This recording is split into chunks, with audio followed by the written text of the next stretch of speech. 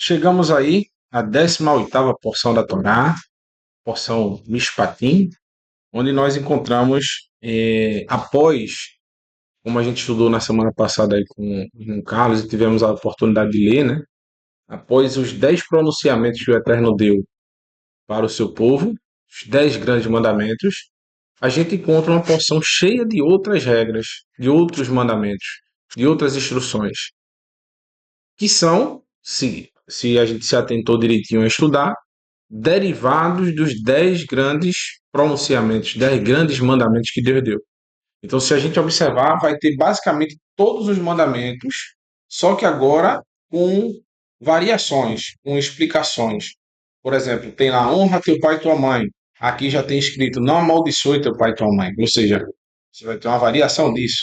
Tem lá, não roube. Aí o Eterno vai dizer que você não pode roubar um boi do seu irmão. Se o ladrão for pego entrando numa casa, enquanto ele está ali naquela ação, ele pode ser morto, não vai ter punição nenhuma para quem matou. Mas se ele sair, ou seja, aí a Torá dá a instrução assim, se o sol sair, né? Ou seja, se a pessoa conseguiu sair com um furto, já não pode mais ser morto. Ele tem que ser levado e tem que pagar 5 ou 4, dependendo do que foi roubado, vezes mais o que foi roubado, né? Se foi destruído, 4 a 5 vezes mais. Se foi pego ainda em uso, tipo, você foi roubado um celular. Se o celular ainda foi pego em uso, ele vai ter que restituir, vai ter que dar outro celular e mais 2 celulares. Basicamente isso. Tem situação e situação. Se ele pegou e destruiu o celular, o juiz vai julgar se ele vai dar 4 celulares ou 5, né? O juiz vai julgar. Mas se o celular foi pego e basicamente estava funcionando normal, ele vai restituir 2 vezes só. Entendeu? Então, existem várias derivações desse mandamento. Fala sobre imoralidade sexual, por exemplo, adultério, fala também aqui, fala sobre não servir a outros deuses. Então a gente vai encontrar um pouquinho de cada mandamento dos 10 pronunciamentos do Eterno nessa porção. Inclusive fala sobre o Shabat, fala sobre não falar mal do seu próximo, não cometer perjúrio, né, falso testemunho. Então quem observou direitinho viu que existem as derivações. O que é que a gente aprende disso? Quais são os principais mandamentos da Torá? O amor. São os 2 pilares da Torá. Se você não ama o próximo nem ama o eterno, para que guardar a Torá? Você só ama a si mesmo. Então você não precisa seguir nada da Torá. Agora, se você diz, não, eu amo o meu próximo, eu amo ao eterno, aí você tem que começar a observar a Torá com mais dedicação, com mais aplicação. Né? Porque você vai aprender como amar, demonstrar o amor ao seu próximo e ao eterno. Newton não pode dizer que ama a Tati, mas se ele trai ela com outras mulheres. Mas eu amo aquela mulher, eu gosto muito dela. Porque você não está demonstrando frutos de amor. Você não pode dizer que ama a sua esposa se de repente você, no momento que ela estiver doente, você abandonar ela. Então, existem provas de amor que são necessárias para que haja ali uma demonstração que realmente aquele sentimento que você expressa com a sua boca, o seu corpo também expressa através de ações. É isso que é a Torá. É a demonstração pura de amor ao próximo e ao eterno. Por exemplo, quando Paulo fala lá, devemos servir conforme a piedade. O que é piedade? É um sinônimo da Torá. Por quê? Onde é que ensina a amar o estrangeiro, o órfão, a viúva? A gente viu nessa porção. Quem leu, viu que não deve ser desprezado nem o estrangeiro, nem o órfão, nem a viúva. Então, se você quer ter amor conforme a piedade, que é o sinônimo de Torá, conforme a verdade, que é o sinônimo da Torá, conforme a vida, que é o sinônimo da Torá, você vai observar as instruções com amor. Então, existem os 2 maiores mandamentos, que é o que Yeshua ensinou, que é a base de todos eles, de toda a Torá, o amor ao eterno e o amor ao próximo. O amor vertical e horizontal, que é a base da Torá. Depois vem o quê? Em escala. Ah, eu amo ao eterno e amo ao próximo. Beleza. Os 10 pronunciamentos do eterno são o índice de qualquer fé. Então, um resumo rápido da minha vida, que quando eu vou orar, eu não consigo lembrar de 613 mandamentos, mas eu consigo lembrar dos 10 pronunciamentos do Eterno. Hoje eu amei resistir às tentações do mundo, dos outros deuses, das nações, então eu não teria outros deuses, não tive outros deuses diante do Eterno. Hoje eu me prostrei diante de algum ídolo, seja ele um amigo, um jogador de futebol, um cantor, uma estátua, literalmente. Não, então eu não me prostei diante de mais de escultura. Hoje, quando eu saí para trabalhar, eu passei um xixo no irmão dizendo ser servo do Eterno. Não, então eu não fiz isso. Então eu não blasfemei o nome do Eterno. Eu estou pensando já em me programar para o Shabat. O que é que eu vou fazer? A esposa, né? O marido, como é que vai se programar para não trabalhar no Shabat? Então hoje eu pensei no Shabat. Embora que não seja Shabat, já estou guardando o Shabat. Eu honrei o meu pai e a minha mãe, ou eu desonrei meu pai e minha mãe. É uma forma de você, durante o dia, você pensar no que você fez, conforme as 10 palavras do Eterno. Eu assassinei alguém, eu adulterei. Não precisa você agir de fato, não. Como Yeshua vai ensinar aqui, a gente vai ver. Eu pensei em fazer o mal contra o meu próximo, então eu sou um assassino. Eu pensei em trair minha esposa, então eu sou um adulto. São os reconhecimentos que a gente tem no final do dia, a partir dos 10 pronunciamentos do Eterno, que são uma base para a gente pensar. Poxa, eu não. Hoje eu tive dois pesos e duas medidas. Eu roubei. Ou seja, são várias derivações de mandamentos menores que resumem o mandamento de não roubar. Eu roubei uma ideia de alguém. Eu copiei algo sem a permissão dos outros. Tudo isso é roubo. E a gente às vezes comete. Imaginar não roubar, é não ir ali pegar o dinheiro do bolso do irmão e falar, "Ei, pô, tá na minha carteira, pegar o celular dele e botar no meu bolso." Mesmo que seja menor, né? Assim, eu peguei uma ideia, eu fiz. Aí todo mundo vai ver que foi eu que fiz. Sim, Mas eu tenho que confirmar que a ideia foi sua. exatamente. Exatamente. Até as mínimas coisas, não é você ficar homenageando os outros, é você reconhecer de quem você aprendeu. Várias vezes nos estudos aqui você vê eu dizendo que eu aprendi de Mar, aprendi do professor fulano e tal, aprendi de. Por quê? Eu sei que aquilo ali não foi eu que li e compreendi aquilo. Eu lembro. Quem for, às vezes eu posso me esquecer.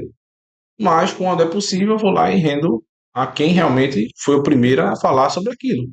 Por quê? Senão vão pensar que foi você que atribuiu a você tal pensamento, tal coisa. E realmente sabemos, todos nós, que isso não é mérito do professor em si. Evidentemente que ele pesquisou tudo, mas quem dá a revelação é o Eterno. Mas atribuir honra a quem tem honra é necessário, porque às vezes você está roubando a reputação de alguém, roubando as ideias de alguém, sem saber. Não é que seja algo que você está pensando e planejando aquilo, mas é importante ter esse comprometimento de não, literalmente, transgredir os menores mandamentos da Torá, porque você vai cometendo, aumentando a escala, né? Então, nessa 18ª porção da Torá, porção Mishpatim, regras, eu coloquei como tema as regras para a eternidade. Então, por quê? Então, a gente vai encontrar nessas instruções justamente sobre as mais variadas áreas da nossa vida. Como eu disse, né? É importante fazer a leitura. Por quê? Olha o que tinha falando nessa porção. Vou falar agora aqui igual a locutor de futebol. Né? Servidão, falando sobre a servidão, que você se dispunha a servir para alguém, até por pagamento de uma dívida. Escravidão, para ser mais exato. Hoje, quando o pessoal pensa, né? Infelizmente, por fazer uma breve leitura da palavra escravidão, diz: olha, na lei tinha escravo, Jesus trouxe a liberdade. É muito comum terem esse pensamento. E é importante que vocês estão aqui, todos os irmãos que estão aqui, os que vão assistir posteriormente, eles possam entender que. Deixa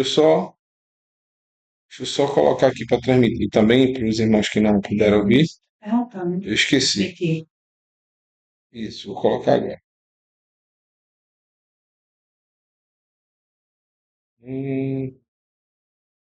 Aqui. É para minha filha lá também.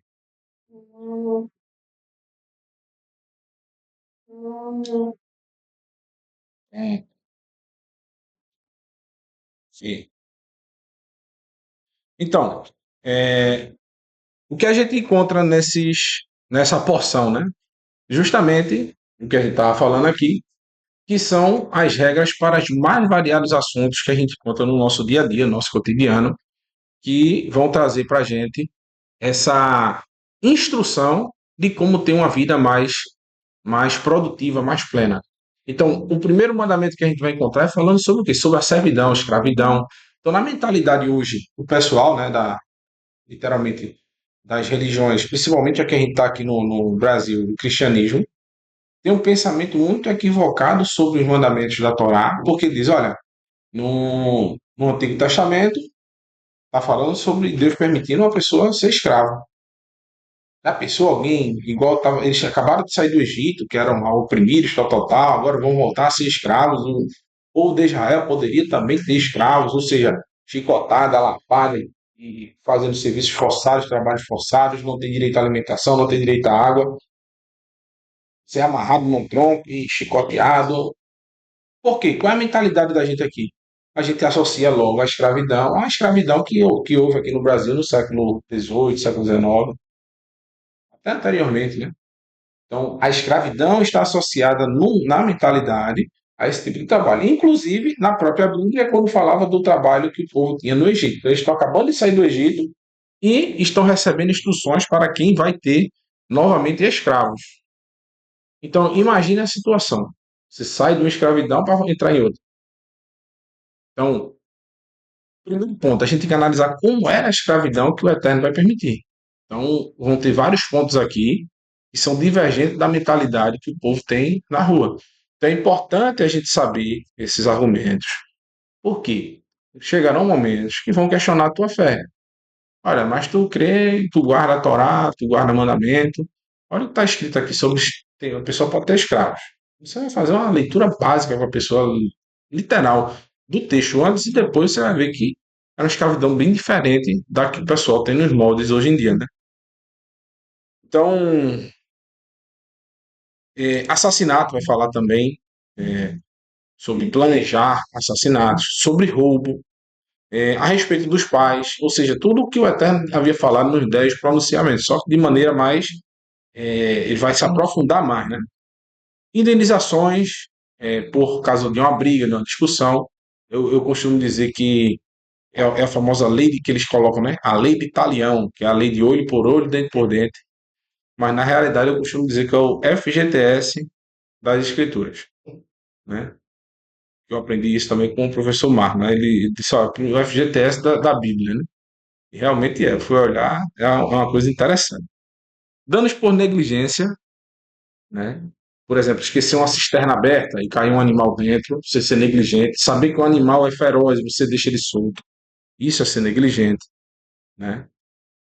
Danos por um animal brabo, né? Um animal feroz, está lá no livro de Êxodo, aí no capítulo 21, versículo 28 ao 36. Roubo e indenizações, ou seja, se a pessoa for roubando, vai ter que indenizar as pessoas. Empréstimo de bens e principalmente a responsabilidade de quem emprestou e de quem está recebendo o empréstimo. Eu emprestei o carro a Suenildo, então se bater, quem é que resolve? Entendeu? Aí a Torá fala, nesses capítulos fala sobre isso. Respeito às regras de casamento, tipo dote das virgens, por exemplo. Toda virgem tem que ter um dote. Então fala de, até nesse momento aqui, tem gente que fica com dúvida, que fala por exemplo, da jovem que foi vendida pelo pai e de repente essa família quer devolvê-la. Aí como é que faria essa situação? Aí ela não pagaria por aquele valor mais. Por quê? Antigamente, e era para ser assim, se o cara tivesse devendo ao outro, não tinha essa de não pagar. Ele tinha que pagar. De que jeito? Vai ser vendido. Alguma coisa. Ou a casa, ou o carro. Não tenho casa, não tenho carro, não tenho nada. Beleza, tu vai trabalhar para mim durante um período de tempo. Se esse período exceder 7 anos, Um exemplo, o salário hoje do mercado é quanto? R$ 1.400. O Senilton está me devendo 100 mil. Vai exceder esse tempo que ele vai trabalhar para mim, os 7 anos. Então, no sétimo ano, ele obrigatoriamente, independentemente, teria a sua liberdade. Mas o Suenilton não pode trabalhar. O Suenilton tem deficiência, tal, tal, tal. Então, quem vai trabalhar? Filho do Suenilton ali. Então, ele vai começar a trabalhar, né, minha filha? Mas mulher também não trabalhava naquela época. Serviços forçados. E aí? Eu tinha um filho e a gente vai arrumar esse casamento.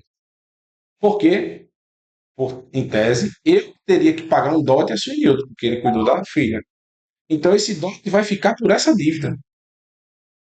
Entendeu? Mas o que acontece? O meu filho não quis estar o ano. O que é que vai acontecer? A dívida foi morta. Ela continua. Volta para casa. A dívida foi extinta porque ele que recusou. Então é basicamente isso. Veja como é a restrição. Então, Ela pagou com a. Aí ele mexeu com a. não. O casamento não foi consumado. Ele simplesmente não quis. Então, Mas se ele consumou o casamento, acabou-se. Ela vai ser noiva dele e esposa dele pelo resto da vida. Ele não quis consumar o casamento. Aí a dívida morreu também. Entendeu? Ele rejeitou ela, né? Então, tem mandamento sobre não amaldiçoar ao Eterno nem a seus pais. Fala sobre alimentação, está lá no capítulo 22, versículo 30, que o servo do Eterno não pode comer de tudo. Um animal que caiu morto, sei lá, morreu de lacerada, o servo do Eterno não poderia comer aquilo. Não dar falso testemunho, julgar corretamente, ajudar até o próprio inimigo, tem aqui nessa porção. Ajudar o teu inimigo. Se o jumento ou o animal do teu inimigo cair, você vai ajudar a levantar. Fala sobre as festas do Eterno. Então, N mandamentos está sendo colocado aqui nessa porção. E aqui está, vamos lá, estou conseguindo, quem já lê hebraico aí? Marlene. Uma besteira, está traduzido ele aqui. Isso tem por regra. Regras.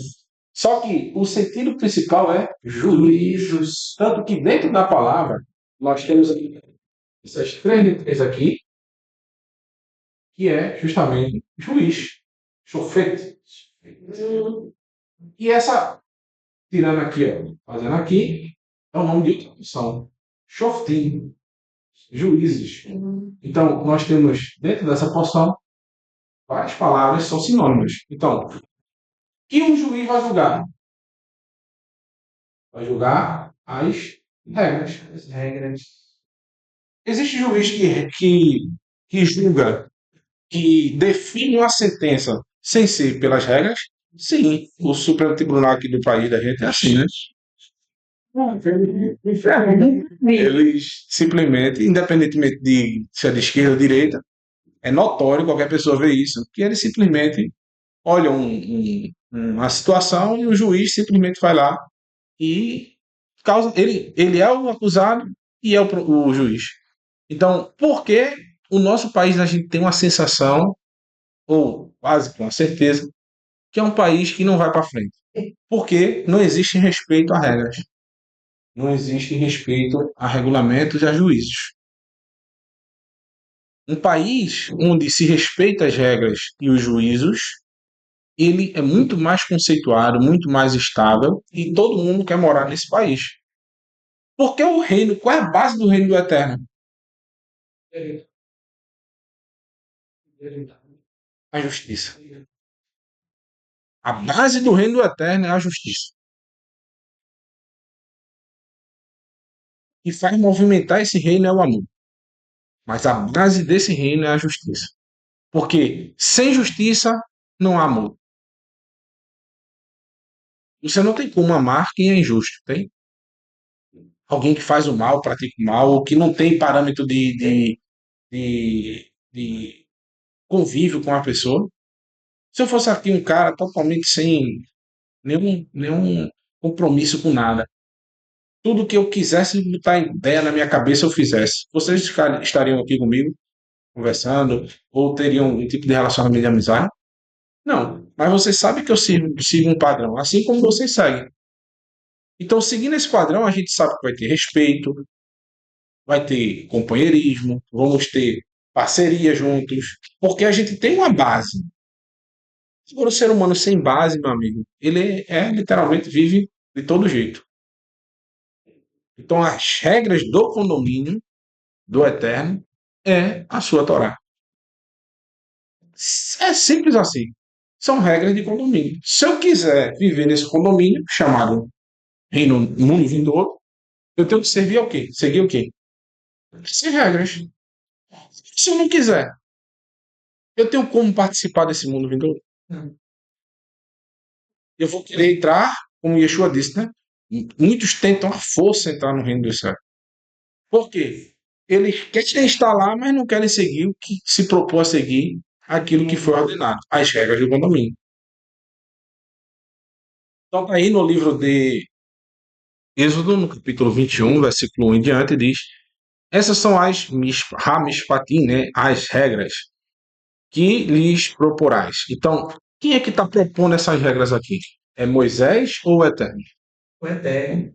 E quem vai ser o utilizado para repassar para o povo? O Eterno. Porque o próprio povo disse: não, tá bom, já escutamos essas 10 palavras do Eterno, tá bom, Moisés?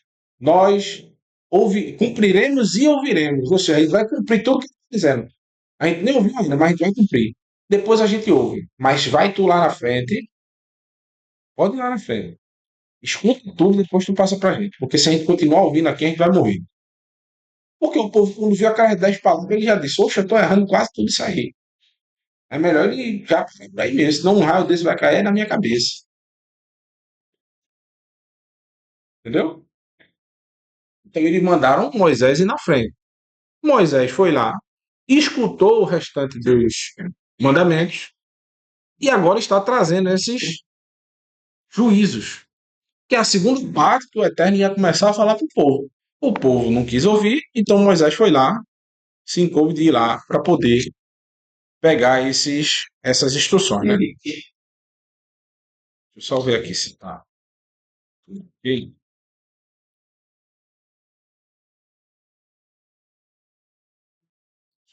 É aqui. Ou não viu ainda. Então, se você adquirir, tá isso para cá,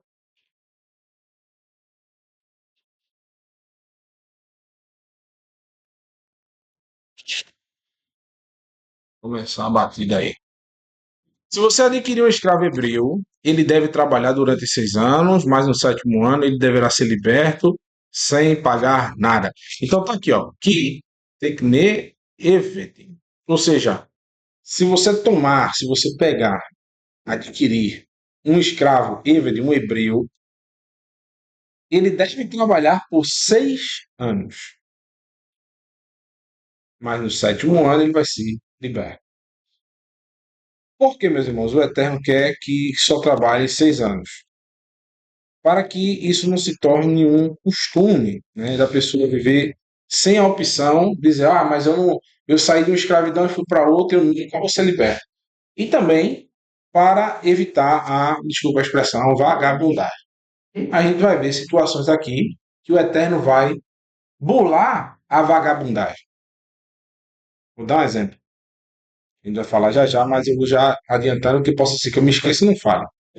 Tem um texto que fala que se um patrão, né, um senhor, pegasse o escravo ali e literalmente espancasse ele e ele viesse a morrer, ele deveria também ser punido com a morte. Deveria ser julgado e morto. Mas se ele resistisse por 2 dias e depois então morresse, o patrão sairia livre. Por que isso? Imagine, eu me vendo como escravo para o Enilton, ou para o irmão Carlos, que tem mais bala na agulha. Me vendi como escravo para o irmão Carlos. Estou devendo ao irmão Carlos, não tenho como pagar e me vendo como escravo para ele. Só que eu fico fazendo corpo mole. Eu não quero trabalhar, não quero fazer pegar no pesado, fico cheio de direito, esculhambando, fazendo fuleiragem. Eu estou pagando minha dívida?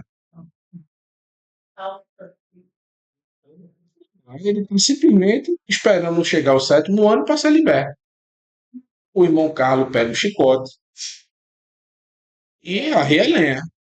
Mas eu continuo fazendo. Vai chegar no momento que o irmão Carlos vai estar tanta lapada que eu posso vir até ser morto por conta disso, por causa desse meu comportamento que não está sendo concernente com a dívida que eu tenho para com ele. É para eu trabalhar, que é o que a gente vai ver aqui. Só que o Eterno está trazendo isso como um alerta. Diz, olha, o patrão pode dar uma pisa em você, viu? Se você sobreviver, 2 dias ele está livre. Então, isso é um alerta para o patrão não bater muito forte, mas também não bater fraco demais. Vai. É, menino certo. Ou seja, o cara pode. Ah, ele tá dizendo, não, se ele ficar com vagabundagem, dele pisa, dele uma coça, dele. Agora, se não deixa a beira de morte, aí o funcionário diz, ih, rapaz, beira da morte. Poxa, eu vou ter que trabalhar. É. Isso é uma forma de alertar a pessoa. Não é que o pessoal vai viver fazendo isso. Mas é para alertar, porque ia ter o. Olha, o espírito da vagabundagem sempre existiu. Sempre tem. Pronto, a irmã citou a lei do filho rebelde. Quantas vezes houve uma mãe e um pai que pegou um filho, arrastou até o juiz e depois apedrejou? Né? Mas só ter essa lei evitou muito de vagabundagem, porque só era para mostrar, ah, meu filho, vem cá, que eu vou levar tu amanhã, se prepara aí. O menino ficava bonzinho na hora, né? Ficava ou não ficava? Na hora, diz, ó, eu vou levar tudo para os sacerdotes. Eu vou usar essa pedra aqui, ó. Já mostra a pedra pro menino, pronto. E o senhor até falou que o princípio Então, é. foi que eu falo de ser apedrejado até a morte. Exato. E aí?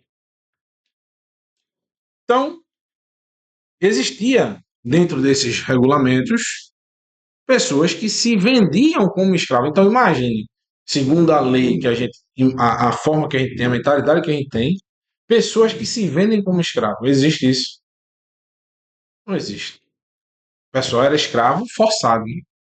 Então, o parâmetro que a gente está usando aqui é o parâmetro do povo de Israel, na época em que Moisés estava falando, em que o Eterno está estabelecendo o quê? Pessoas que não têm como pagar uma dívida e se vendem como escravos. Ou, qual era a outra opção? Alguém que causou um prejuízo muito grande para alguém, como a gente viu nessas regras aí, eu vou tocar fogo e toco fogo no campo do meu vizinho. O meu animal mata os animais do meu vizinho. Só passa um boi do cercado, eu não vi, e ele comeu toda a plantação do meu vizinho. Eu não tenho como pagar. Como é que eu vou pagar? Eu vou ter que ser vendido como escravo, aí sim. Mas por quanto tempo? 6 anos. No sétimo eu serei liberto. Então, a lei da escravidão se dá por conta disso. Você está atento a não dever. Então, o Eterno está ensinando a você, olha, se você dever, você vai ter que pagar, de um jeito ou de outro. Então, não tem ser escravo, não deva. Hoje existem pessoas escravas, só que elas não percebem. Quase todos os seres humanos hoje, quase todos, uma grande maioria, são escravos. Porque elas devem, só para respirar, elas devem. Por quê? Se você tem um carro, você não paga o IPVA, é seu? Não. Você tem uma casa, não paga o IPTU, é seu? Não. Se você não paga a luz, vai cortar ou não vai?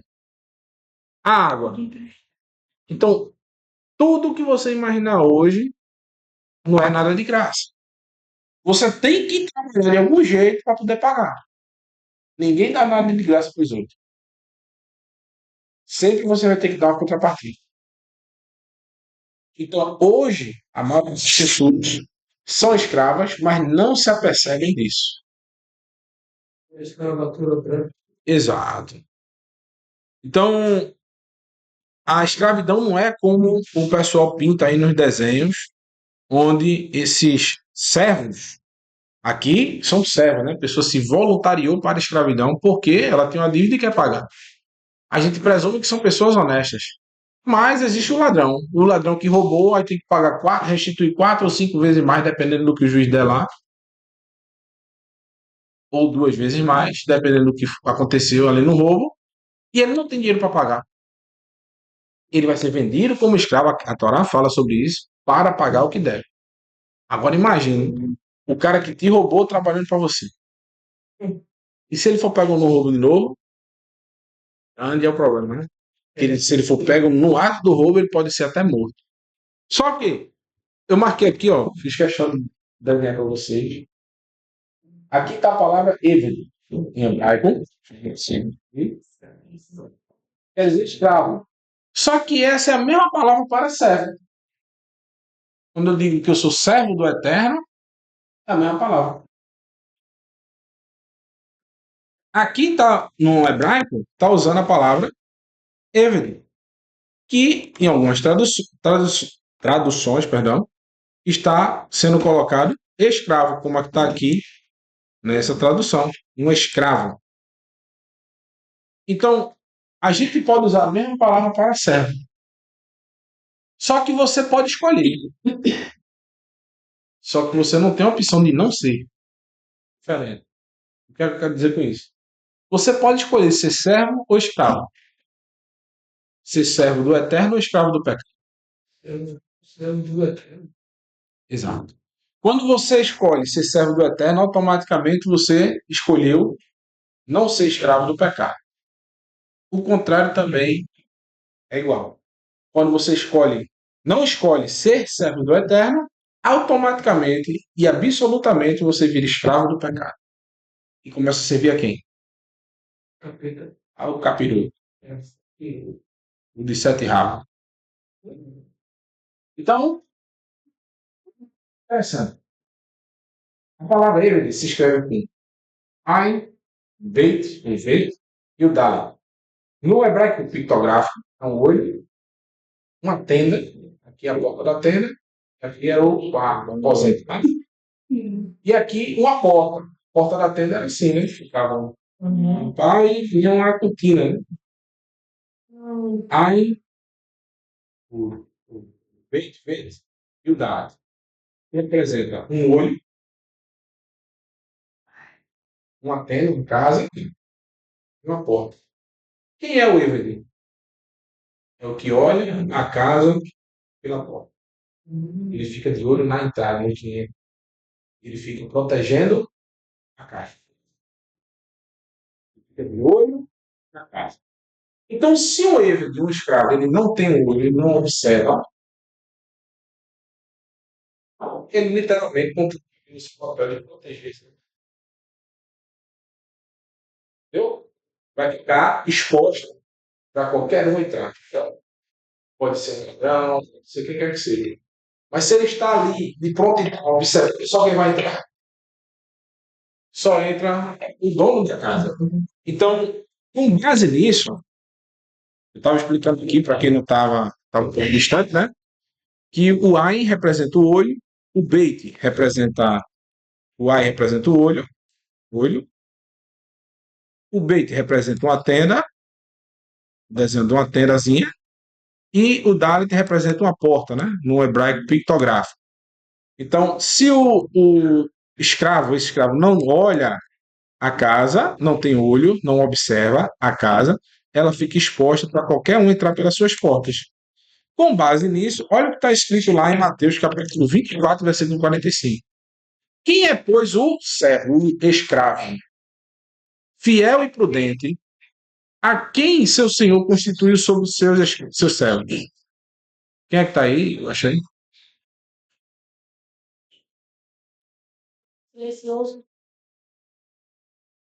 Não precisa que está aqui e está na live, não.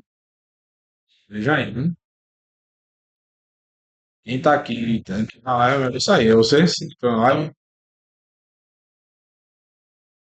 Então, quem é seu servo? Quem é, pois, o servo fiel e prudente, a quem seu senhor constituiu sobre os seus servos, para dar-lhe seu sustento a seu tempo? Ou seja, quem foi que o Senhor o colocou para olhar a sua casa? O que está entrando pelas portas. Bem-aventurado aquele servo que o Senhor, quando vier, achar fazendo assim. Em verdade vos digo que o porá sobre todos os seus bens. Se a pessoa não, se o servo não estiver cumprindo o seu papel, como um escravo bom ou servo bom, de observar o que está sendo feito, e o que é a casa, que a gente sabe, o nosso coração, aquilo que entra no nosso coração. Em verdade vos digo que porá sobre todos os seus bens. Mas aquele mau servo que disser no seu coração, o meu senhor tarda a vir, e começar a espancar seus conservos, e a comer e a beber com os ébrios, virá o senhor daquele servo num dia em que não se espera, a hora e que não sabe, e separá-lo-á e destinará sua parte aos hipócritas, e ali haverá pranto e ranger dos dentes. Agora, o que Yeshua está dizendo aqui? Que haverá um banho de água morna e suquinho de limão geladinho para a pessoa tomar para esse servo? Está vendo? Explica assim. Está vendo aquele bem pastor, né? Exato. Mas o que eu digo? O pessoal fala muito, porque no Antigo Testamento era olho por olho, dente por dente. No Novo Testamento é só amor. Pode ranger de dentes é o quê? Quem é que está chorando e rangendo os dentes? É quem está feliz, é? Não. Frente. Quem está sentindo uma dor que não está conseguindo se controlar mais.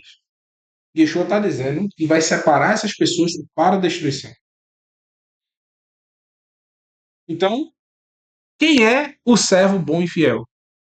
Aquele que cumpre esse papel, que está de olho sobre a porta da casa.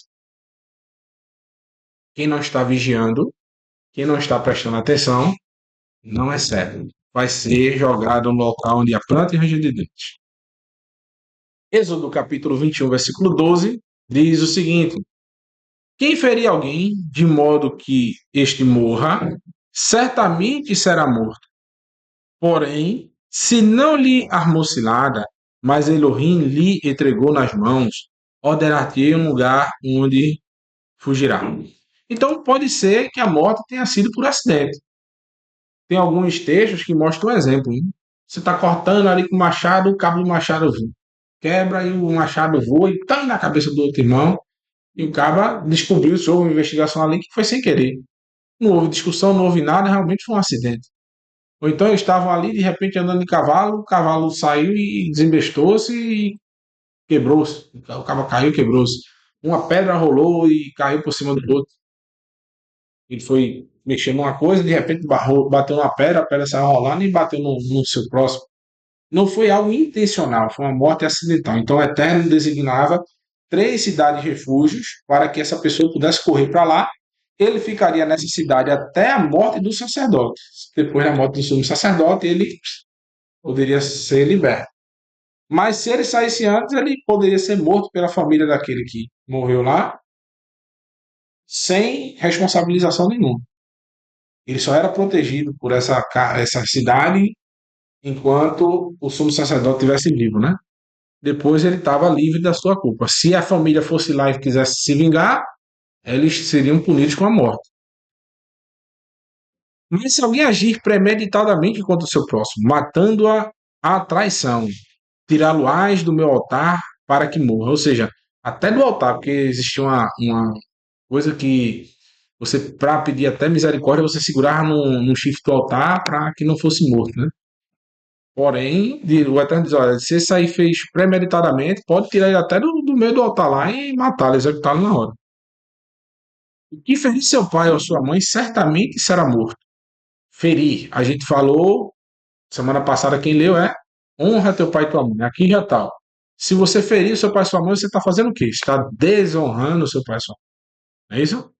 Por consequência, vai a punição? A morte. E quem raptar um homem e o vender e for achado em sua mão, certamente será morto. Sequestro. Você ama o seu próximo quando você sequestra o seu próximo? Não. Então, o que é a piedade que o apóstolo Paulo fala, né? Conforme a piedade. Conforme isso aqui, ó. Você tem várias formas de demonstrar piedade para com o seu próximo. Não sequestrando, não matando, não roubando. Fazendo ali ajuda mesmo. Vou fazer a justiça que eu tenho com as próprias mãos. Amaldiçoar seu pai ou sua mãe certamente será morto. Se dois homens pelejarem, ferindo-se um ao outro com pedra ou com punho, e este não morrer, mas cair na cama, se ele tornar a levantar-se e andar fora, né, do seu leito, sobre o seu cajado, então aquele que o feriu será absolvido. Somente lhe pagará o tempo que perderá e o fará curar totalmente. Então, olha que mandamento. Entre em via de fato aí, irmão Ivan e Suenilton, que nunca aconteça. Irmão Ivan tem a grande chance de destruir aí Suenilton. E Suenilton leva um murro no olho do irmão Ivan e Suenilton fica na cama por uns 2 meses. Um murro daquele dos grandes. Discussão, é. A cabeça já era. Então, o que vai acontecer?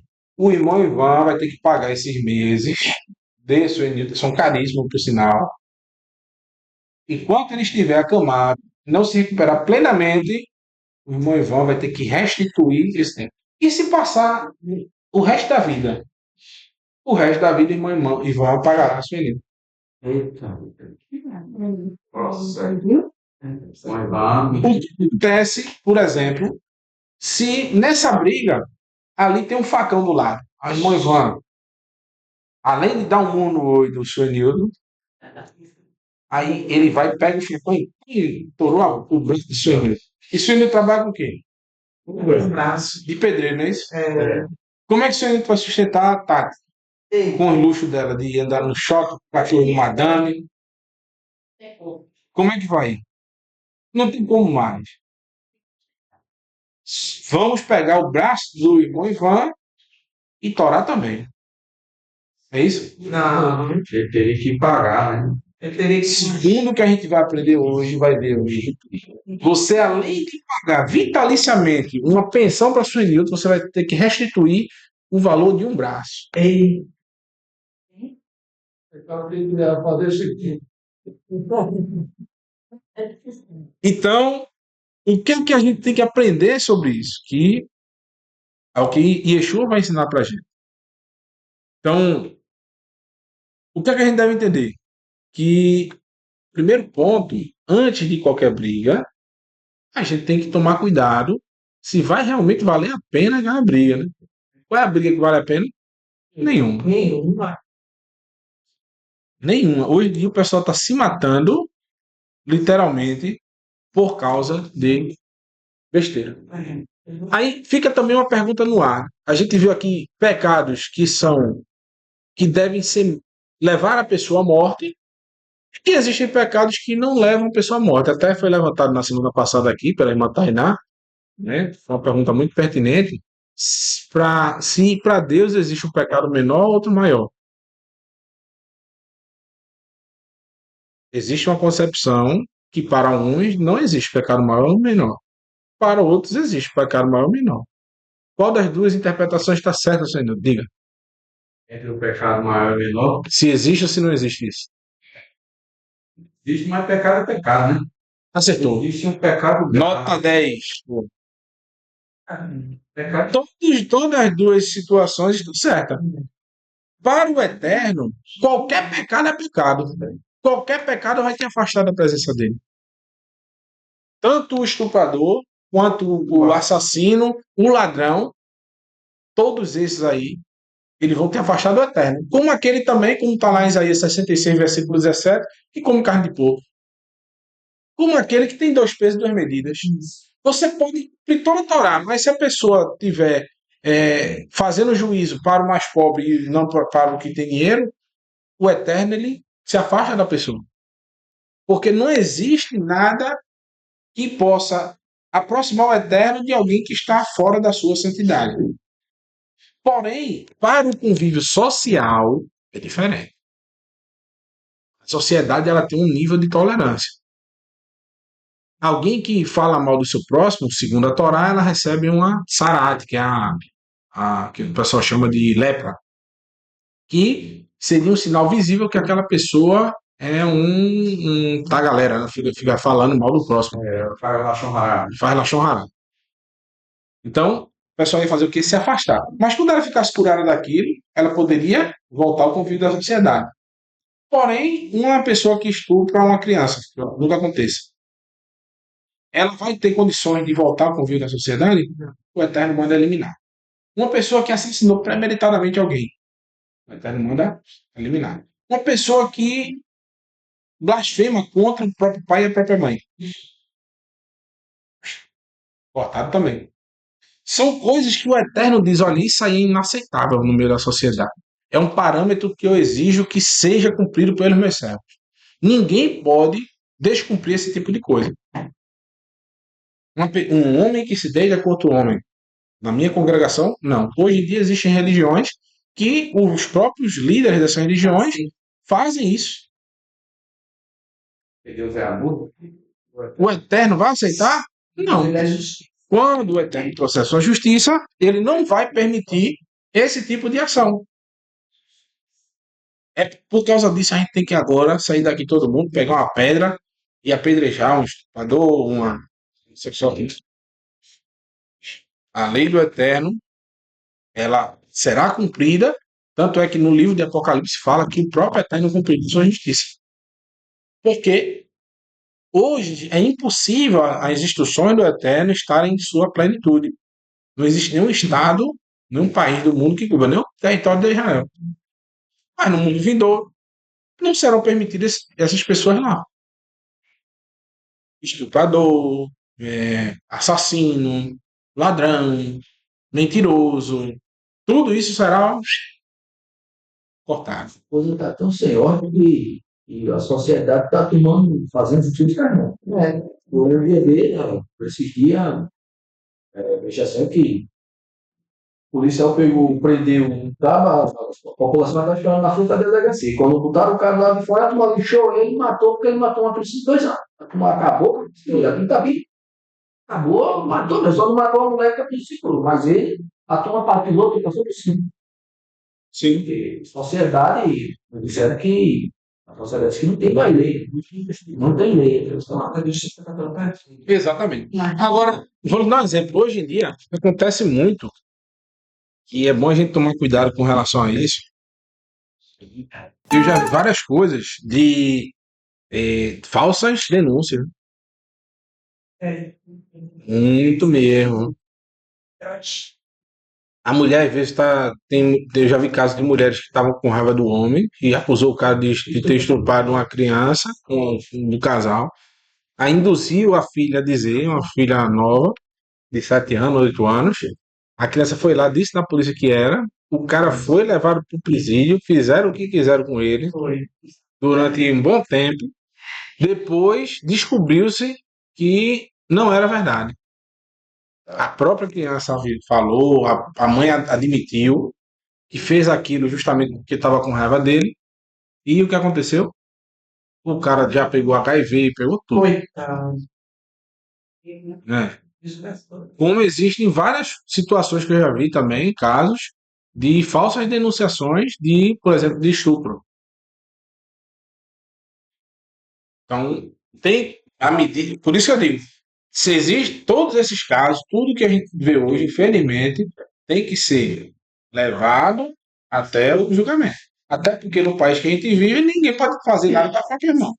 Então, quando o reino do Eterno estiver em sua plenitude, ele julgará e chamará os executores de suas sentenças. Isso é diferente. Entendeu? Continuando. Matando o pecado pela própria raiz.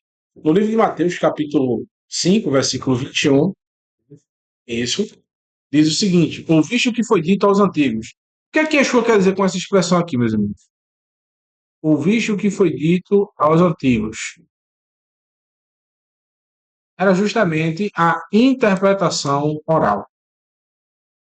A lei oral. Ouviste o que foi dito aos antigos, ou seja, a tradição que foi passada boca a boca, que foi compilada posteriormente, na Mishnah, que é a origem do Talmud, e hoje se transformou no Talmud, que são as interpretações dos mandamentos. Então, existe o mandamento de não matar.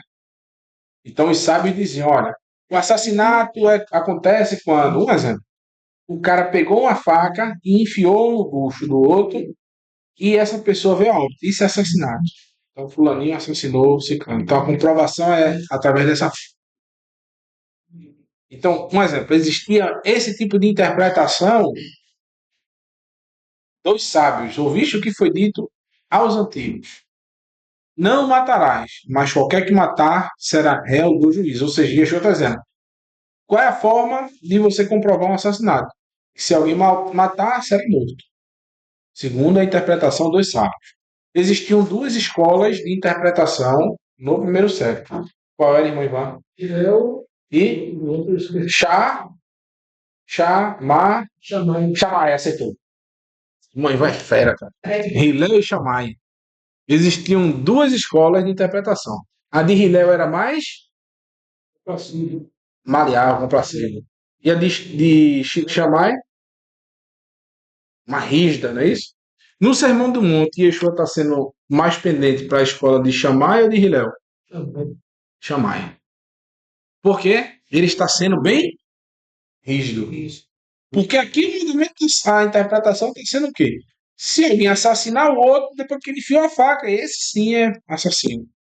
Aí Yeshua diz no versículo 22, eu, porém, vos digo,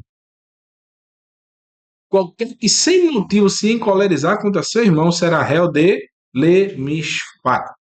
Será réu de le-mishpat. Mishpat.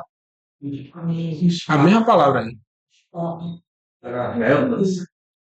Será réu de regras, juízos. E qualquer que disser a seu irmão raca, será réu do sinédrio. E qualquer que disser louco, será réu do fogo do inferno. Porque se você está pegando o seu irmão e odiando no seu coração, está esculhambando ele, chamando de tudo quanto é de coisa, o que você vai estar gerando e criando no seu irmão? Ódio. Então, um já tem ódio com o outro que tem ódio. O que é que vai acontecer? Qual é o próximo passo? O próximo passo é eu planejar assassinato e cumprir. Exato. Eu planejar e cumprir o assassinato. Então, Yeshua aqui, ele está invalidando o mandamento de assassinato, ele está dando peso ainda maior a esse mandamento. O outro mandamento que ele fala é sobre o adultério. Ele diz, ouviste o que foi dito, ou seja, na interpretação. O que é que a interpretação diz? Qualquer que se deitar com a mulher do seu próximo está cometendo adultério. Eu, porém, vos digo, aquele que olhar e desejar já é um adúltero. Ou seja, ele está anulando o mandamento. Não. Porque no início do Sermão do Monte, o que é que ele disse? Não cuideis que eu vim anular a lei dos profetas. Eu vim dar o pleno entendimento, ou seja, tornar cheia. Ou seja, o que é que Yeshua está fazendo? Os rabinos, eles criaram, um exemplo, uma cerca para o adultério. O que era? Como o Marlon já ensinou aqui na congregação. Não é nem para tocar na mão da irmã. Não podia nem tocar. Não podia estar no mesmo recinto sozinho com uma mulher. Por isso que, por exemplo, o que é que causou escândalo ali? O que é que Yeshua queria causar ali quando ele se sentou com a mulher no poço, lá em Samaria? Ele estava quebrando o quê? Uma regra da lei oral. Porque não se podia ficar sozinho com uma mulher. E Yeshua disse, olha, eu não sinto nada de desejo por essa mulher, nem vou induzir a sentir nada por mim, eu vou ter uma conversa. Então isso não é quebrar o mandamento. Quebrar o mandamento é quando você tem uma segunda intenção, realmente. Só que são cercas boas? São. Porém, não é mandamento. Não é o mesmo peso de mandamento. O que o Yeshua está dizendo? Que a própria Torá pode servir de cerca para o mandamento. Por quê? Ele está usando, por exemplo, o pecado de não odiar o seu próximo para não assassinar. para embarrear ali o início de um assassinato. Ele está usando o mandamento de não cobiçar a mulher do teu próximo, o décimo pronunciamento do Eterno, para invalidar, para blindar o mandamento de não adulterarás. Então ele usa a própria Torá para blindar os mandamentos que são mais sérios, que vão causar a punição de morte. Porém, nesses discursos aí de Yeshua, ele fala, por exemplo, também sobre o perjúrio. O que é perjúrio? É você jurar falsamente. Eu juro em nome de Deus que não fui eu. Yeshua diz, olha, nunca jure não. Nem por Israel, que já existia esse costume, pelo trono de Deus, pelo templo, não jure por nada. Só a palavra seja sim ou não. Ouviste o que foi dito, ele começa a falar. Só que ele não anula mandamento nenhum. Porém, para o cristianismo,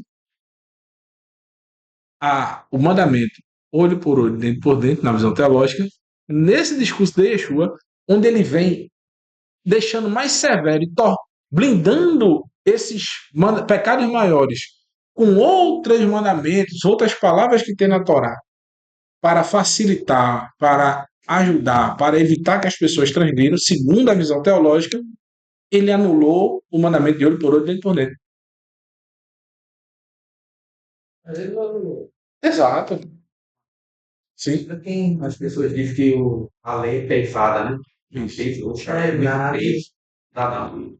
Aí Yeshua, como foi esse negócio que você falou, ele dizendo, olha, se eu estou dizendo não cometa adultério, e lá tem escrito, não cometa adultério, você vai comer. Você acha pesado? A porra está meio por cima. Exato. Só tu olhar e desejar teu coração, tu já cometeu adultério. Vê que peso maior. Qual é o peso maior? Ele não diminuiu nada, pelo contrário, ele veio acrescentar a Torá. Ele veio dar mais ênfase à Torá. Tanto, inclusive, no mandamento de olho por olho, dente por dente, que é um dos mandamentos mais justos que existe na Torá. É um dos mandamentos mais justos que existem. Por quê? Qual é o problema? Está no mandamento ou no povo que não estuda? Porque, segundo os teólogos, esses engravatados que vão na televisão, no YouTube, né? Porque hoje Jesus ele aboliu a lei de Moisés, por causa disso aqui. Por quê? Olha o que é a interpretação. Hoje, na concepção teológica, a lei de Moisés foi abolida por Cristo. Pois no Sermão do Monte ele fala que na lei era olho por olho e dente por dente. Não existe esse era, né? Ele vem falando a mesma função. Ouviste o que foi dito sobre tal. Eu, porém, vos digo. Tanto que existe uma prova que a gente pode mostrar sobre isso. Eu não coloquei aqui no estudo, senão vai ficar muito longo. Mas, por exemplo, ouviste o que foi dito: amarás o teu próximo e odiarás o teu inimigo. Onde está escrito isso na lei? A gente viu quem leu essa porção vai ver lá. Se o jumento do teu próximo, do teu inimigo, daquele que te odeia, cair no chão, você vai ajudar a levantar. Isso é odiar? Por isso que eu digo, na interpretação da lei oral, existia essa compreensão. Amarás o teu próximo e odiarás o teu inimigo. Não é um mandamento da Torá. É um mandamento dos homens. Aí Yeshua vai pegar a Torá, os mandamentos da Torá, e vai dizer: ouviste o que foi dito, né? Amarás o teu próximo e odiarás o teu inimigo. Eu, porém, vos digo: ame os vossos inimigos. Ou seja, o que o Eterno acabou de ensinar nessa porção aí, Mishpatim. A Torá não manda odiar o inimigo. Manda amar. Se manda amar. Se o jumento do teu inimigo cair no chão, ajuda a levantar. Isso é uma prova de amor, não é? Se o teu inimigo estiver passando fome, dá de comer a ele. Ou seja, isso é uma prova de amor. O amor, como eu disse no início do estudo, ele é demonstrado através de gestos, de obras. Então, a prova de amor que eu poderia dar para o meu inimigo era justamente se o animal dele tivesse caído, eu levantar. Se ele tivesse com fome, eu dar de comer a ele. É o que a Torá ensina. Porém, os estudiosos, os religiosos, eles não entendem o contexto judaico. Eles não se dão o trabalho nem de estudar qual era a interpretação sobre os mandamentos da época. Por isso que eles tecem esses comentários aí sem saber de nada. Com análise nos textos de Shemot e Êxodo, podemos ter um esclarecimento sobre o que Yeshua estava ensinando. Mas essas análises são feitas por uma simples e direta leitura do texto dos escritos nazarenos. Ou seja, eles não leem o texto de Êxodo sobre olho por olho, dente por dente. Eles leem o que Yeshua falou. Ouviste o que foi dito sobre olho por olho, dente por dente. Eu, porém, vos digo, se alguém bater na tua face, dê também a outra. Ou seja, não é para você arrancar o olho da outra. Não é para você devolver uma tapa. É isso que Yeshua está ensinando? Sim, também. Porém, qual o sentido que ele quer trazer sobre isso? Ele quer ensinar, basicamente, que quando é que se inicia uma briga? Tem um ditado popular, uma máxima popular que diz assim: quando um não quer, dois não brigam. Ele está ensinando, se alguém vier com discussão, querendo bater em você, releve. Se alguém quer discutir contigo por causa de uma capa, dê também a túnica, agora, tu quer isso, tome isso também, meu filho. Vai-se embora, não quero. Eu pago qualquer coisa para não brigar. Como é que vai chegar às vias de fatos, as brigas, a discussão, o murro no olho do irmão Ivan, seu Enildo, se o motivo daquela briga não deu em nada? Não vai haver murro no olho, não vai haver indenização e não há o risco de morte. Yeshua está matando também novamente o mal pela raiz. E os dois pés, né? Exato. Até quem meteu apanha. Porque vai ter que apanhar pelo bolso. Então, essas análises são feitas por uma simples leitura dos textos dos escritos nazarenos, desconsiderando totalmente a cultura e o contexto da aplicação desse mandamento no judaísmo. Uma pesquisa rápida. Você vai e digita assim: olho por olho, dedo por dedo, judaísmo. Vai aparecer centenas de instruções do judaísmo. Eu peguei uma só, o Rabat, que é bem conceituado. A frase olho por olho é encontrada em muitos lugares da Torá. Isso significa que realmente socamos o olho de um agressor no olho, ou seja, a gente vai revidar um murro no olho com um murro no olho. O Rebbe aprendeu com Yeshua. Não, eles não consideram Yeshua. Mas olha o que ele vai ensinar. Ao contrário, aquilo que alguns gostariam de dizer, esta frase nunca foi compreendida ou aplicada no sentido literal, mas sim, segundo a Torá oral, é uma diretiva para a compensação monetária para a parte injuriada, como é evidenciado na tradução do Targum da expressão. O Talmud, o Talmud e os comentaristas bíblicos demonstram que esses versículos não devem ser lidos literalmente. Por exemplo, se o perpetrador, ou seja, aquele que bateu, ele é ele próprio cego, como poderemos cumprir a injunção de um olho por um olho? O cara é cego, tá ali na discussão, de repente ele pegou uma faca assim, mas aí, puf, no olho do cara. Arrancou o olho de um, mas ele já é cego. Aí o que é que vai fazer, filho? Ele já é cego. Vai arrancar o olho dele que já é cego, vai furar o olho dele que já é cego? Não, não vai fazer. Ele já perdeu o olho. E ele é cego de jeito. A irmã Tati tem um olho só. Tá com. Tem Deus, Deus. tem dois. Um só enxerga por um. A irmã Tati. Aí, numa briga, eu dou um murro no olho dela. Eu dou no bom. Põe. Aí ela ficou cega do outro olho. Agora ela tá com as duas visões cegas. Aí vai perder um olho, aí, em tese, vai furar um olho meu. Eu vou continuar enxergando. Ela que ficou totalmente cega. Aham. Foi justo isso aí? Não. Aí o texto está dizendo aqui. E se uma das partes tiver apenas um olho funcional antes do incidente? Ou o olho da vítima somente foi danificado um terço da visão anterior, mas ainda pode ver um pouco. Como é que vai fazer essa cegar só por 30%, 40% do olho? A gente pode deduzir pelo contexto dos versículos, né? Isso está escrito aqui. Qual o contexto dos versículos?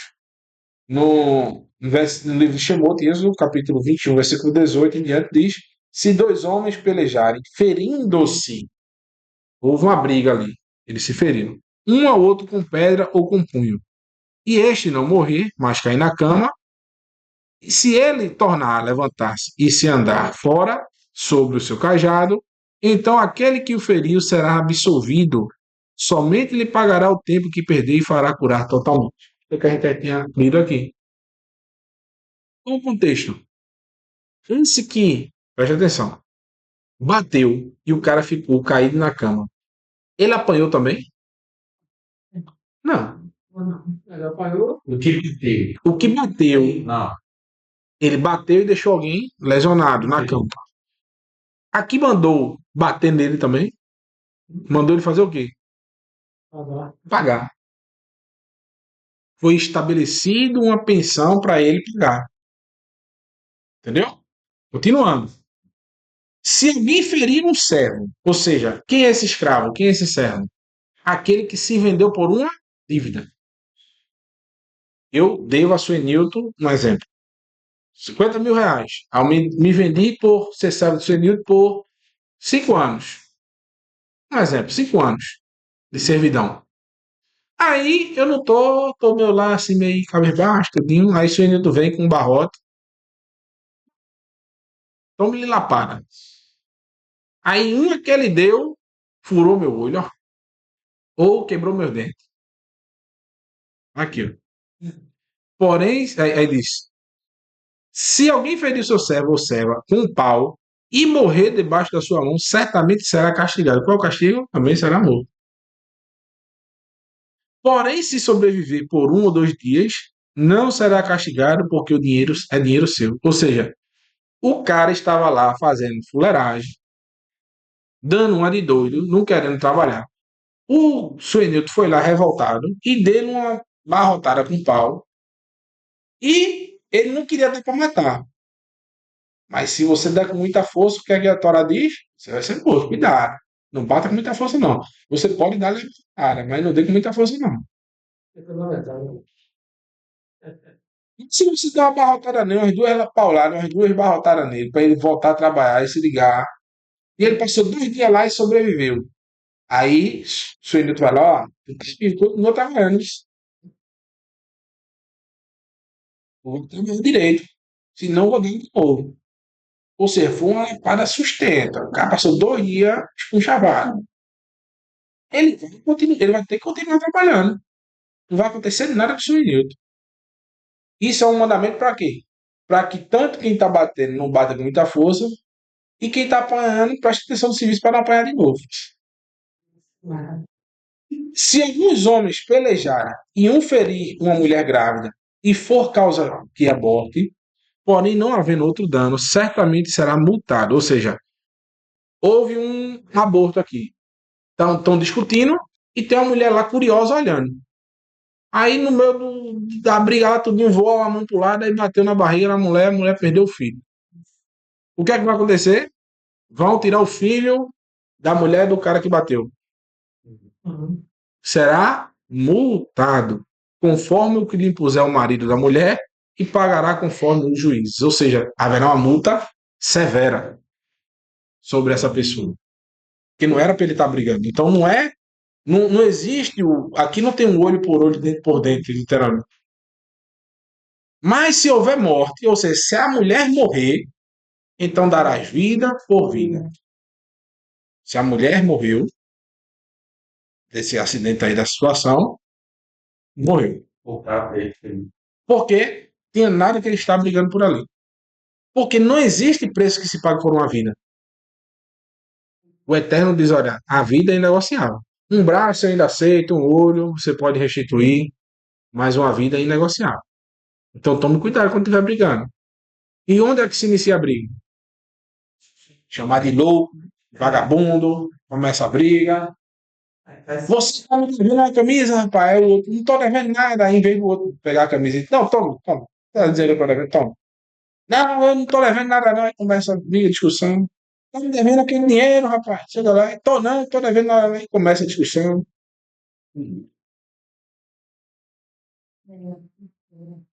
Aí o texto diz: olho por olho, dente por dente, mão por mão, pé por pé. Até agora vocês viram alguma coisa sendo retribuída da forma literal?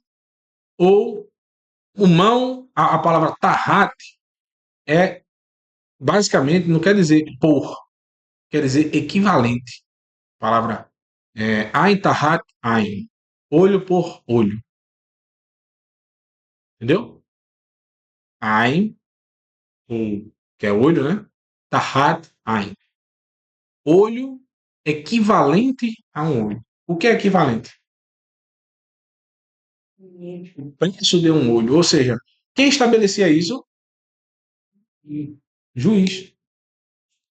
O texto fala que o juiz estabeleceria um valor.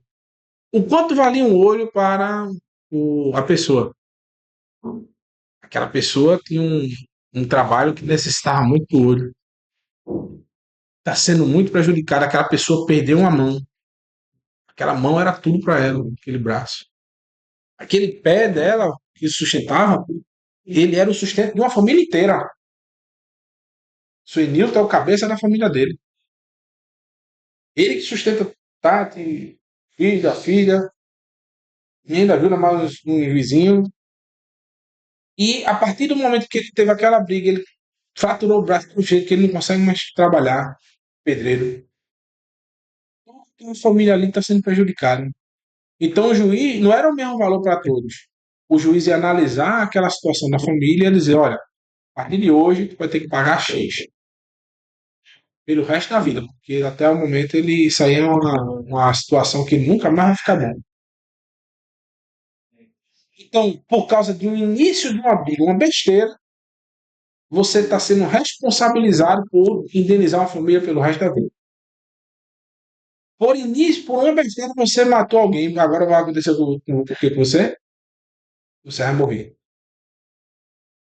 Então era necessário pensar muito, e até hoje é necessário pensar muito, antes de entrar numa discussão, numa briga. Se tirar o dente do seu servo, ou o dente da sua serva, vai perder também um dente? Não. O deixará livre pelo seu dente. Como a gente vem explicando, ele se vendeu como escravo por causa de uma dívida. E se ele perdeu o dente por causa da abarrotada que ele levou, ele vai ser libertado. Que dente caro. Dependendo do valor que o cara se vendeu como escravo, o dente saiu caro. Por isso Yeshua vai ensinar, né? Ouviste o que foi dito, olho por olho, dente por dente. Ele está falando sobre um mandamento específico ou sobre a interpretação? A interpretação deste mandamento. Ele está dizendo, olha, a interpretação dos sábios sobre olho por olho, dente por dente é essa. De que se alguém, como era a interpretação? Se, como eu venho dizendo, se alguém bateu no próximo, ele terá que restituir financeiramente. Como é que ele resolve essa situação? Não bata. Simples assim. Não discuta, não brigue. Evite as discussões. Evite o início, assim como ele disse. Onde é o início do adultério? No coração. Quando você começa a desejar, no olhar. Você começou a desejar, você começa a criar oportunidades, daqui a pouco você solta uma conversinha, daqui a pouco você está chamando para sair, daqui a pouco você está consumando adultério. Quando começa o assassinato, é quando você começa a odiar o irmão, começa a chamar ele de louco, começa a chamar de vagabundo, começa a chamar isso, aquilo, outro. Daqui a pouco você cometeu o assassinato. Quando é que começa a restituição do olho por olho, dente por dente? Uma compensação financeira pode ser momentânea ou vitalícia ou até a sua morte. Quando você começa a... Coloquei até a imagem aqui do nu do cavaleiro que achava que era o nu. Eu, porém, vos digo que não resistais ao mal, mas se qualquer te bater na face direita, oferece também a outra, e ao que quiser pleitear contigo e tirar-te a túnica, larga-lhe também a capa. Se alguém te obrigar a caminhada de uma milha, vai com ele 2. Dá a quem te pedir e não te desvie daquele que quiser tomar emprestado de ti. O que é esse caminhar uma milha? Muitos já sabem. O exército romano, quando eles subjugaram o povo de Israel, o exército ele tinha a prerrogativa de, se ele visse um judeu em qualquer local, ele era obrigado por lei a carregar com os equipamentos do exército por 1 milha. O que é que o judeu, quando passava por essa situação, sentia do soldado. Ele amava mais o soldado, ele ficava com raiva. É. Ele queria estraçalhar aquele soldado ali de Pisa, né? Ficava humilhado, né? Revoltado. Imagine se ele fosse um zelote, que na época eram aqueles que iam até a luta, né, contra os romanos. Às vezes, de fato, literalmente. E o Senhor está dizendo que se eles te ordenarem caminhar uma milha, que são 1.600 quilômetros, ande 3.000 metros. Ande duas vezes mais. Veja que demonstra assim, para você evitar a discussão. Porque quando o soldado geralmente ordenava isso para um judeu, começavam as discussões. Eles não queriam seguir. Né? Eu tenho que fazer, rapaz, eu estou indo para ali, para o outro lado, você vem me pedir isso, aquilo, outro, e começar a discussão. E o outro assim, não, pare o que você está fazendo e ande mais. Se alguém discutir contigo por causa de uma roupa, deixa a roupa de lado. Entregue também a capa, se ele te pedir a túnica. Entregue tudo, não tem problema não. Evite a discussão. Se alguém te bater numa face, não revide não. Não vá querer o ressarcimento financeiro, porque vai gerar mais ódio. Ah, fulano me bateu, eu quero o ressarcimento aqui dele. Vai gerar mais ódio, mais raiva, mais... Não, tá bom, meu amigo, pode ir na paz, Deus te abençoe. Virou de costas. É difícil demais. Não tem nada que Yeshua falou aqui que seja fácil de cumprir. Não cobiçar a mulher do próximo, não odiar o irmão do coração, não jurar falsamente. Várias coisas que Yeshua pediu aqui que são difíceis de fazer. Porém, é nosso dever tentar, se esforçar. Por fim, no capítulo 22, versículo 3 em diante, para quem tem dúvida se a lei é de Moshe, para quem tem dúvida se existe uma Torá oral, uma lei oral, se Moisés, como os sábios dizem, né, que além de receber a Torá do Eterno, ele também recebeu uma Torá que não foi dita imediatamente, mas foi passado para Yehoshua, que foi passado para outros líderes de Israel e que não era de acesso a todos. O Eterno falou algumas palavras para Moshe que não era para ser escrita. O livro de Êxodo, capítulo 22, versículo 3 e 4 diz: Veio, pois, Moshe e contou ao povo todas as palavras de Adonai. Ele disse algumas palavras e todos os estatutos. Então o povo respondeu em uma voz e disse: Todas as palavras que Adonai tem falado faremos. Era para fazer também as palavras que Adonai não falou naquele momento? Não. Era para falar, Moshe falou todas. Aí o versículo 4, ainda para finalizar. Moshe escreveu todas as palavras de Adonai. E levantou-se pela manhã de madrugada, edificou um altar ao pé do monte e 12 monumentos segundo as 12 tribos de Israel. Ele não só falou para o povo, depois que ele falou, ele escreveu. Existe uma lei oral? Não. A interpretação é válida. A lei oral, se ela ajudar a compreensão da Torá, é válida. Porém, Moshe escreveu todas as palavras do Eterno na sua Torá. E não foi Moshe que ditou esse mandamento. Foi o próprio Eterno que ditou para ele. Tanto que, observe um detalhe, se a gente assumir que a Torá foi escrita por Moshe, quem foi que escreveu amarás o teu próximo como a ti mesmo? Mas segundo os teólogos, quem escreveu isso foi Moisés.